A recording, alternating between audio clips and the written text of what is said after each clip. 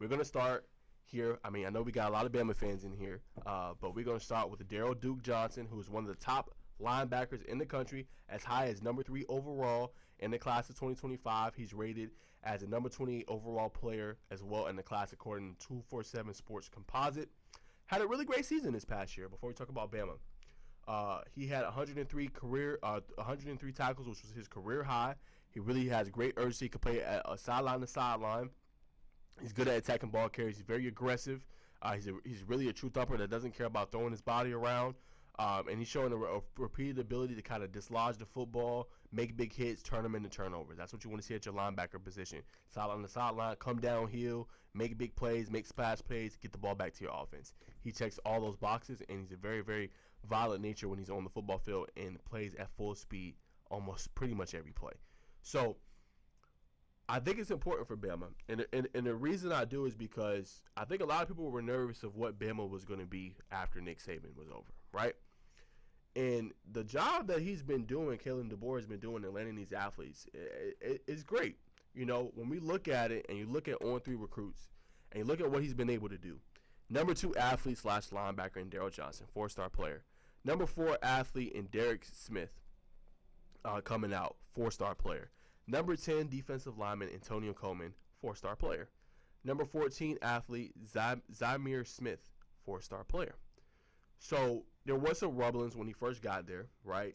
And they had a special player. I feel like I'm losing his name. Might need somebody to remind me. Max, what was the receiver that was really good? Right, is it Ryan Williams? Mm-hmm. That's the receiver, right? No, like the one they got. Like he was thinking about, he decommitted and then he ended up staying there. Ryan Williams. Okay, I was right. Okay, let's make sure. So when you can keep guys like, you know, Ryan Williams, who comes in 5-star player, and they don't leave. And then you're starting to build this class for 25, and it's a really great class. You at least got to have them in the top 5. You're doing your job, you know, and it's going to take time. And I think it just goes to show you, too, that a lot of people say, oh, well, these athletes are going here because of Saban. And I don't think that's the case. You know, I think Alabama and Saban, obviously before that, Bear Bryant, did a good job of building the brand of what it is today. And it's globally recognizable. It is. So, adding Duke Johnson, it's just going to make your defense better. You're going to be able to use him in a plethora of ways, you know. And, I mean, I think it's fantastic what he's been able to do. And, obviously, we'll talk about it more on our podcast. We're going to have Max on this next week, talk a little bit about Bama. We'll go into even more detail. But I think it's important to kind of point out what he's been doing. And the true test for Bama this year, and I'm going to probably bring it up on the podcast too, but I think Bama has to win at least 9 to 10 games. Only reason I say that is the guys you got coming in, if you are competitive and you can get about 9 to 10 wins, like, okay, well, you know, I'm still building my class. You know, a lot of guys left. Caleb Downs left. Some of these key pieces decided to transfer out. We've got some decommitments, Mason Short, Zakai Helton, and things like that. But if you come in this first year in a really tough schedule, you know, you hang with a Georgia, you know, you do your thing, and you're able to win 9 to 10 games, and you in that college football playoff conversation, then you go back and you look and you think, okay, well, this program is still what this program is, and that's the Alabama brand.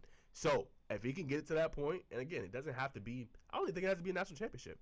If he can have them in that college football playoff conversation, I think Bama's going to be just fine. And that's why I said I think that's going to be about that 9 to 10 threshold window for them and their program.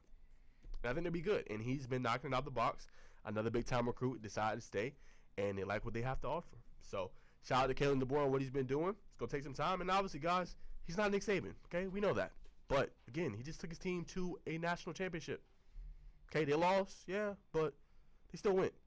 So let's wait a little bit and see kind of how it shapes out a little bit before we judge. But shout out to Kalen DeBoer and the Alabama program, what they've been able to do in recruiting, and they're knocking out the box in 2025. So that